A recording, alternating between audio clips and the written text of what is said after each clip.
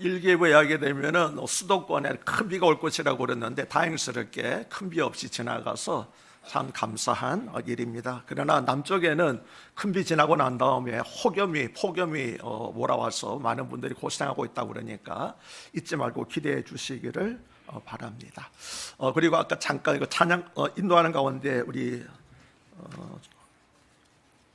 조항희 집사님이 잠깐 그런 말을 했는데 저는 생각을 할 때 우리 후임 목사님의 그 후보자 면면이 참 더 훌륭한 분들이라서 너무 감사합니다.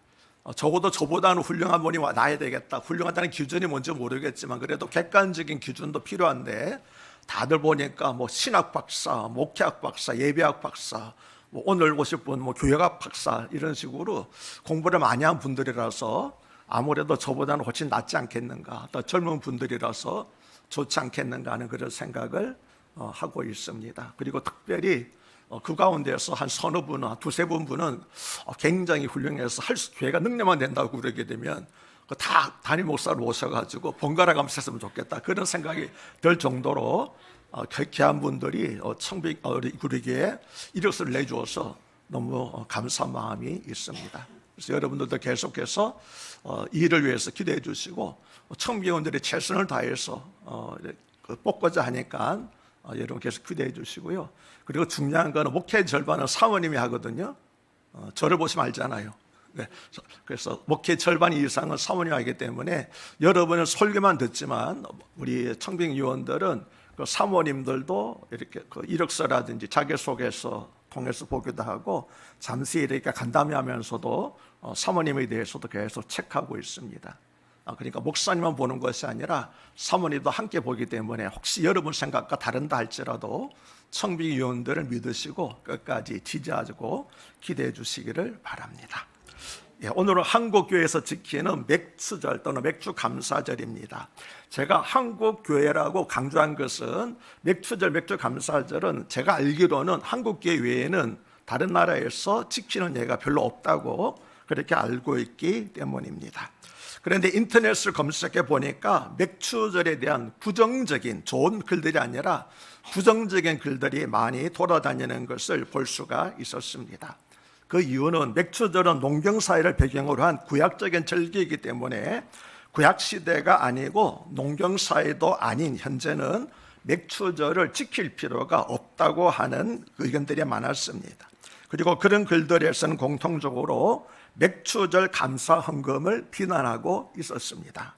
다른 나라에서는 지키지도 않는 맥주절을 지키는 이유가 한국교회가 헌금을 많이 얻기 위해서, 그래서 별로 성경적인 근거가 없는 맥주감사절을 주장하고 있는 것이 아닌가라고 비난하는 글들이 대부분이었고, 맥주감사절 지키는 것을 긍정적으로 말하는 일은 거의가 없었습니다. 그러나 한국교회가 맥주절을 지키는 것은 구약의 맥주절을 율법적으로 지키는 것이 아닙니다. 만약 그렇다면 다른 3대 절기인 유월절과 초막절도 함께 지켜야 할 것입니다. 실제로 이단들 가운데서 안식교라든지 그 다음에 하나님의 교회 같은 데서는 3대 절기, 맥주절뿐만 아니라 이 유월절과 그 다음에 뭐죠? 초막절도 함께 중요한 절기로 지키고 있었습니다. 또 우리가 지키는 맥주절 날짜도 성경에 나오는 날짜와 맞지가 않습니다. 왜냐하면 구약의 맥주절은 초실절, 즉 부활절로부터 50일째 되는 날인데 한국교회에서 지키는 맥주절은 해마다 조금씩 차이는 있지만 대개 부활절로부터 두 달이 지난 매년 7월 첫째 주일이기 때문입니다. 그리고 부활절로부터 50일째 되는 날은 맥주절로 지키는 것이 아니라 뭐로 지키죠? 성령 강림주일로 지키고 있습니다. 한국에서 매년 7월 첫째 주일을 맥주절로 지키는 것은 이모작업을 하던 과거 우리나라의 농경 문화와 관련이 있습니다. 한국에서는 쌀 추수는 가을에 하지만 보리 추수는 주로 6월 중순에서 말경에 합니다. 이 보리 추수를 끝낸 후에 7월 첫째 주일을 하나님께 수확의 감사를 드리는 절기로 지킨 것이 한국교회 맥주절의 유래입니다. 한국에서 지키는 많은 절기들이 사실은 선교사들이 들어와서 가르친 것이었는데 선교사들이 맥주절 지키라고는 가르치지 않았습니다. 그런데 한국교회에 있는 성도님들이 믿음이 좋은 장로님들이 오히려 선교사한테 가가지고 우리 맥주절을 지키는 것이 좋지 않겠습니까? 그러니까 선교사들이 맥주절하고 이미 성령 강림절로 바뀌었는데요, 이렇게 반대를 하니까 그렇지 않고 우리가 꼭 성령 감율을 지키는 것이 아니라 반년 동안에, 이것도 추수니까 반년 동안에 추수감사로 지키는 것이 좋지 않겠습니까? 그래서 선교사들도 그것이 좋다고 그래서 된 것이 한국교회에서 지키는 맥주 감사절이니까 여러분 오해하지 마시기를 바랍니다. 즉 보리 추수를 끝낸 후에 7월 첫째 주일을 하나님께 수확의 감사를 드리는 절기로 지킨 것이 한국교회에서 지키는 맥주 감사절의 유래라고 하는 것입니다. 즉 전반기엔 봄에는 보리를 수확하고 후반기엔 가을에는 쌀을 수확하던 우리 농경 문화 속에서 우리 믿음의 선조들은 보리를 수확하고 난 후에 한편으로는 반년 동안 하나님께서 베풀어 주신 은혜 감사하고 한편으로는 남은 반년에도 하나님께서 은혜를 베풀어 주실 것을 소망하며 한편으로는 감사하고 한편으로는 소망하면서 이날을 맥주절로 지켰던 것입니다. 이처럼 11월에 있는 추수감사절이 미국의 청교도에 의해서 유래된 것처럼 한국의 맥주감사절은 보리 농사를 많이 지었던 한국의 농경 문화에서 유래된 것이었습니다. 따라서 한국교회는 구약의 율법을 지킨다는 의미에서 맥주절을 지키는 것이 아니고 구약의 맥주절을 그대로 따르는 것도 아닙니다.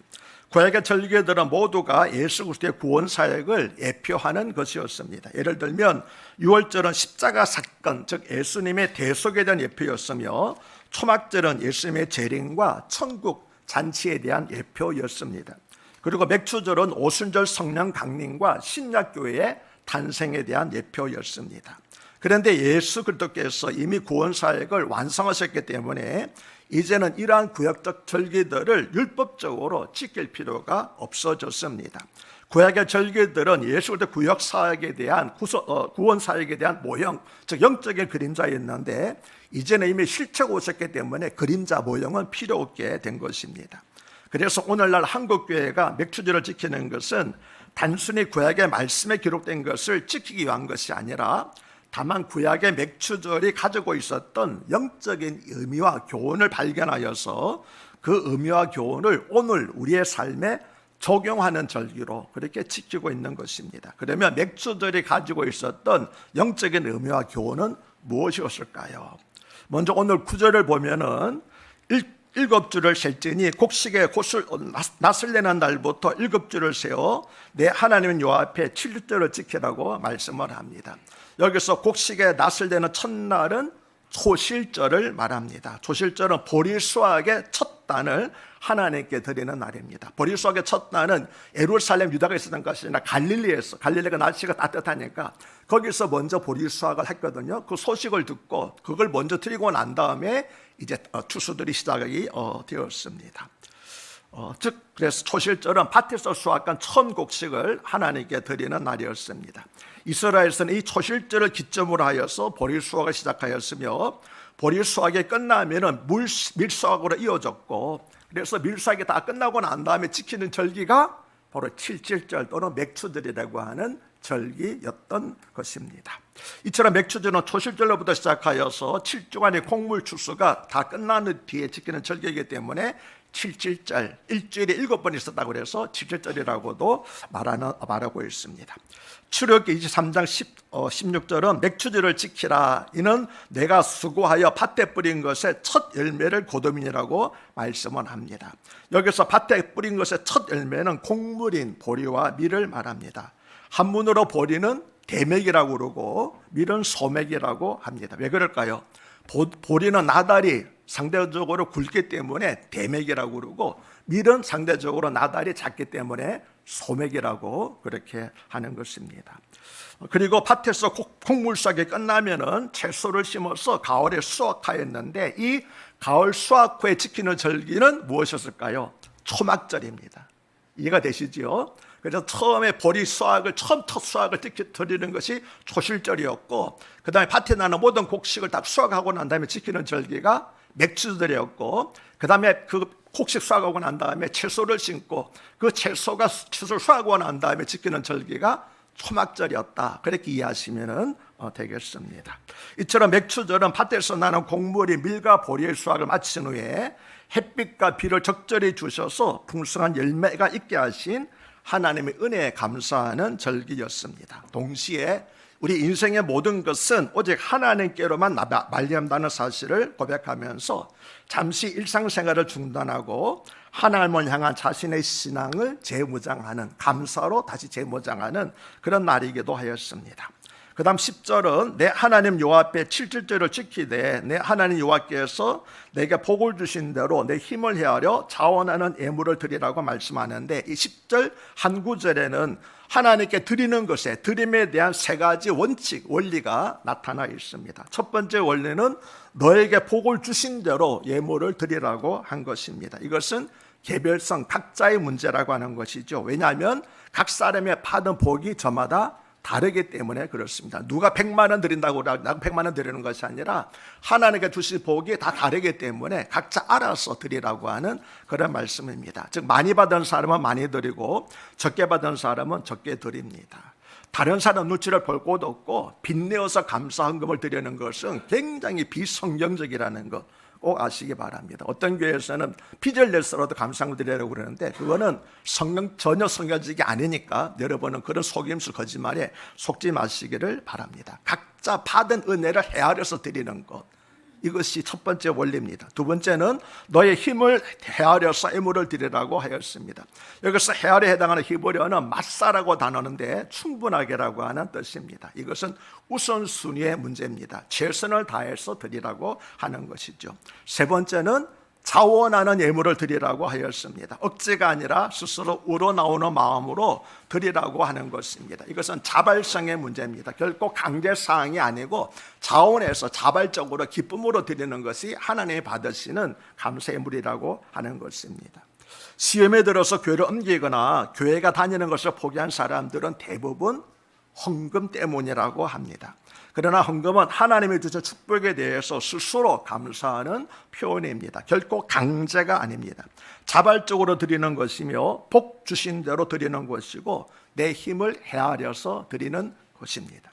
감사하면 많은 유익이 있습니다. 제가 찾아보니까 감사하면 심장과 몸과 정서에 좋은 반응을 일으킨다고 합니다. 감사하면 심장 박동이 느려지고 혈압이 떨어지며 소화작용을 촉진한다고 합니다. 다 저에게 해당하는 병이기 때문에 저는 감사하려고 굉장히 노력을 하고 있습니다. 잔소리 많은 마누라 주심도 감사하고 하나님께서 잠시 아내를 피하게 하신 것도 감사하고 모든 것들이 다 감사하면 뭐니까 마음이 평안해지고 스트레스가 감사되고요, 면역계 활동도 증가된다고 하고 있습니다. 또 감사는 가정이나 직업에 대한 만족도를 향상시켜주고 인간관계의 갈등을 해소시켜준다고 합니다. 이처럼 건강과 행복은 감사에 비례하는 것입니다. 그래서 어떤 사람 말하기를 감사는 하나님을 위한 것이 아니라, 특히 감사 예물은 하나님을 위한 것이 아니라 우리 자신을 위한 것이라고 말하는 분이 있습니다. 왜냐하면 우리가 하나님께 예물을 드리면 하나님이 그만큼 부어주고, 우리가 하나님께 예물을 드리지 않으면 하나님이 그만큼 가난해지는 것이 아니기 때문에, 그래서 감사는 오히려 우리 자신을 위해서 드리는 거다. 감사하게 되면 마음이 평안해지고 건강하고 여러 가지 유익이 많이 있기 때문이라고 하는 것이지요. 그 다음 11절은 너와 내 자녀가 노비와 내 성중에 있는 레위인과 및 너희 중에 있는 객과 고아와 가부가 함께 내 하나님 여호와께서 자기 이름을 두시려고 택하신 곳에서 내 하나님 여호와 앞에서 즐거워할지니라고 말씀을 합니다. 즐거워하라고 말할 때 대상은 두 가지나 말하고 있죠. 첫 번째, 누가 먼저 즐거워하라고 그럽니까? 너와 내 자손과 함께, 다시 말하면 너의 가정이 기뻐하라고 하는 것입니다. 또 누구와 함께 즐거워하라고 그랬습니까? 노비와 내 성중에 있는 레위인과 및 너희 중에 있는 객과 고아와 가부가 함께 즐거워하라고 하였습니다. 여기서 너희 중에 있는 객은 품꾼으로 고용한 이방인들을 말합니다. 요즘으로 말하면은 외국인 노동자들이라고 할 수 있겠습니다. 방금 언급한 분들, 노비, 성중에 있는 레위인, 너희 중에 있는 객과 고아 가부들, 이들에게는 한 가지 공통점이 있습니다. 어떤 공통점이냐 하면은 그들에게는 기업으로 주신 밭이 없는 사람들입니다. 그러니까 다른 사람들이 밭에 수확을 가지고 즐거워할 때 그 사람들은 즐거워할 것이 아무것도 없는 사람들, 상대적으로 다른 사람들이 감사할 때 도리어 박탈감을 느끼는 사람들이 바로 이 사람들인데, 너희들이 즐거워할 때 하나님께서 주신 것으로 감사하며 기뻐할 때 그 사람들을 잊지 말고 그 사람들을 실수하지 않도록 청해서 함께 즐거워하라. 다시 말하면 우리가 크리스마스라든지 추석 때 계속 즐거워할 때 상대적으로 힘든 분들이 있잖아요. 고아원과 양로원에 있는 사람들, 그런 사람들을 너희가 그날 절기에 찾아보라고 하는 말씀이 그 속에 포함되어 있는 것입니다. 맥주절 규례에서 중요하게 강조하는 부분이 바로 이 나눔과 배려입니다. 레위기 23장 22절을 보면은 너희 땅에 곡물을 벨 때에 밥 모퉁이까지 다 베지 말며 떨어진 것을 줍지 말고 그것을 가난한 자와 고름인을 위하여 남겨두라. 나는 너의 하나님 여호와이니라고 말씀합니다. 바로 이 규례에 따라서 밭이 없던 모압 여인 룻이 떨어진 곡식 이삭을 줍다가 누구를 만났습니까? 보아스를 만나서 결혼하게 되었던 것입니다. 그래서 이스라엘 백성들은 맥추절이 되면은 바로 이 룻기, 보아스, 이 룻기를 잃는다고 알려주고 있습니다. 히브리서 13장 16절은 오직 선을 행함과 서로 나눠주기를 잊지 말라. 이 같은 제사는 하나님이 기뻐하시니라고 말씀을 합니다. 여기서 제사는 예배라는 말로 바꿀 수 있겠습니다. 다시 말하면 하나님께서 기뻐하시는 예배는 나눔의 삶이라고 하는 것입니다. 나눔의 삶은 하나님께서 하시고자 하는 일을 우리가 대신 하는 것이 나눔의 삶입니다.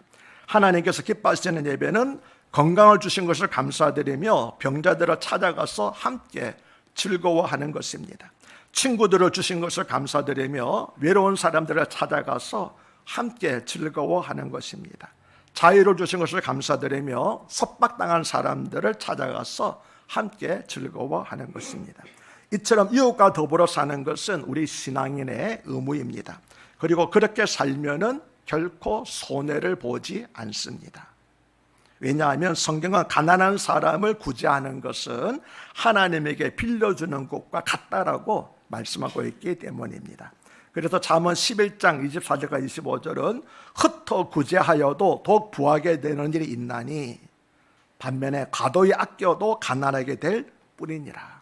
구제를 좋아하는 자는 풍족하여질 것이요 남을 윤택하게 하는 자는 자기도 윤택하여지리라고 말씀을 합니다. 왜 그럴까요? 하나님께서 받으시고 하나님께서 그에게 복을 주시기 때문입니다. 우리는 하나님을 믿는 우리들 때문에 지금보다 세상에 조금 더 좋아지도록 그렇게 살아야 할 의무가 있습니다. 작은 나눔을 갖는 우리의 삶을 통해서 세상이 크게 달라지지는 않겠지만 은혜를 받은 우리는 그 삶을 포기하지 말아야 할 것입니다. 더불어 사는 사회가 될 수 있도록 우리는 기도해야 되고, 그리고 세상을 바꾸어가는 그리고 작은 주인공들이 되어야 할 것입니다. 마지막으로 12절은 너는 애굽에서 종되었던 것을 기억하고 이 규례를 지켜 행할지니라고 말씀을 합니다. 맥주절 때 애굽에서 종살이했던 과거를 잊지 말라고 하신 것입니다. 이스라엘 백성이 애굽에서 종살이 할 때는 자기의 소유가 없었습니다. 생명도 시간도 가족도 다 주인 것이었습니다. 그러나 가나안 땅에 들어갔을 때 하나님께서 은혜로 이 모든 것들을 다 그들에게 주셨습니다. 그들에게 자유를 주셨을 뿐만 아니라 가나안의 기름진 땅을 지파별로 공짜로 나눠 주셨고, 그 땅에서 농사를 지어 거둔 곡식을 모두 그들 소유가 되게 하셨습니다. 애굽에서 종살이 할 때는 입이 있어도 마음대로 말을 하지 못하였고, 함께 모여 예배드릴 수 있는 자유도 없었고, 원하는 곳으로 이사할 자유도 없었습니다. 자녀를 마음대로 교육시킬 자유도 없었습니다. 바로 우리의 이웃에 있는 북한이 바로 이런 실정에 있습니다. 입이 있어도 마음대로 말을 하지 못합니다. 예배를 드리고 싶어도 예배를 드릴 수가 없습니다. 직업 선택의 자유도 없습니다. 이사할 자유도 없습니다. 이스라엘 백성들이 애굽에서 살 때 그 형편을 지금 북한에 있는 우리 동포들이 그대로 살고 있기 때문에 우리는 그들을 위해서 나는 자유가 다행이 아니라 그들을 불쌍하게 하면서 기도해야 될 줄로 믿습니다. 그래서 성경 뭐라고 합니까? 너희는 애굽에서 종살이 했던 것을 결코 잊지 말지니라. 그래서 너희 주변에 있는 사람들, 그런 사람들을 항상 기억하고 돕고 기도해라고 말씀한 것입니다. 하나님께서는 애굽에서 종살이하던 이스라엘 백성을 어린 양의 피로 구속하여 해방시켜 주셨습니다. 그리고 척각구려는 축복의 땅에서 농사를 짓고 살게 하셨습니다. 그 은혜를 잊지 말라는 것입니다. 이처럼 맥추절은 과거 종되었던 가난한 때를 기억하므로 오늘날 자유를 주시고 부유하게 하신 하나님의 은혜를 잊지 않게 하려는 절기였습니다. 사실 우리도 과거를 생각하면 오늘의 삶에 감사하지 않을 수 없습니다. 직장일 불평하지 마시고 이력서 들고 이 회사 저 회사 찾아다니는 때를 기억해야 합니다. 배우자에게 불평하지 말고 애절하게 사랑을 구했던 때를 기억해야 합니다. 더운 날씨에 땀 흘리며 교회 나오는 것을 불평하지 마시고 갈 교회가 없어서 눈물로 기도하는 때를 기억해야 할 것입니다.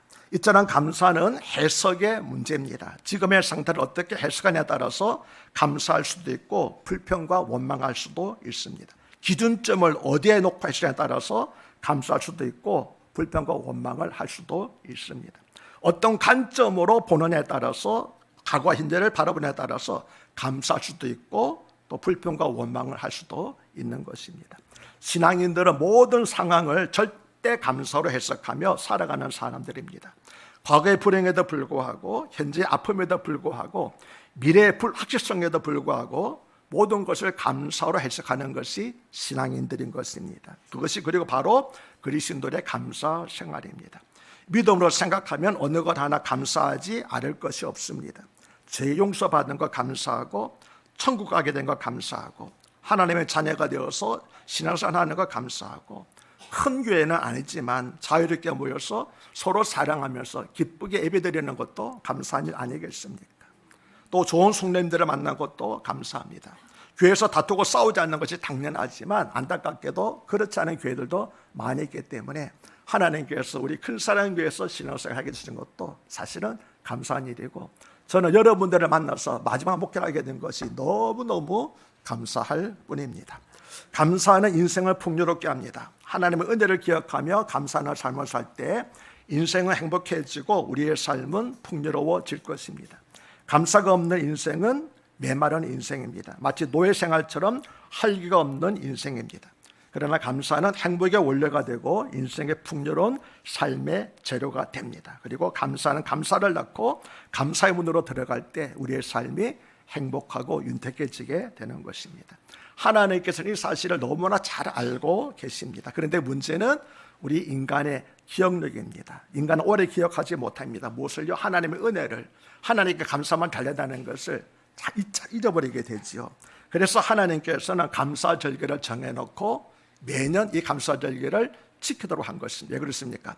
하나님께 감사하고 하나님께 영광을 돌릴 때 우리의 삶이 행복해지고 하나님을 영원하게 하는 그런 복된 삶이 되기 때문입니다. 그러므로 이번 맥추절에 감사를 회복하고 감사로 남은 삶들도 하나님께 주실 큰 복을 기대하면서 즐겁게 살아가시는 맥추절이 되시기를 주 이름으로 축복합니다. 하나님 아버지, 오늘 말씀을 통하여서 우리가 맥추절을 지켜야 되는 이유, 어떻게 지켜야 되는가를 깨닫게 해주시니 감사합니다. 맥주절뿐만 아니라 항상 감사하는 삶을 살게 해주시고 나에게 주신 은혜를 다른 사람들에게도 나누는데 소홀하지 않는 나눔과 베푸는 삶을 실천하는 저희들이 되게 하여 주시옵소서. 예수님 이름 받들어 감사하며 축복하며 기도합나이다. 아멘.